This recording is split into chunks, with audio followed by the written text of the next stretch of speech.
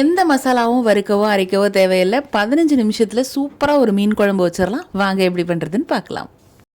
ஒரு பேனில் 2 டீஸ்பூன் அளவுக்கு எண்ணெய் ஊற்றிக்கலாம். இதில் கொஞ்சமாக கடுகு, வெந்தயம், சீரகம், மிளகு இதெல்லாம் போட்டு பொரிஞ்சதுக்கப்புறமா ஒரு 20 சின்ன வெங்காயத்தை சின்னதாக கட் பண்ணி போட்டுக்கலாம். இதில் கூடவே கருவேப்பிலை, உப்பும் போட்டு நல்லா ப்ரௌனிஷ் ஆகிற வரைக்கும் வதக்கணும். இந்த அளவுக்கு வதங்கினா தான் குழம்பு வந்து ரொம்ப டார்க்காக இருக்கும். இது கூட சின்னதாக கட் பண்ணினா 2 தக்காளியும் போட்டு நல்லா வதக்கிட்டு ஒரு 4 டீஸ்பூன் அளவுக்கு குழம்பு பொடியும் போட்டுக்கலாம். குழம்பு பொடி இல்லாதவங்க ஆச்சியில் உள்ள குழம்பு பொடி போட்டிங்கன்னா ரொம்ப நல்லாயிருக்கும்.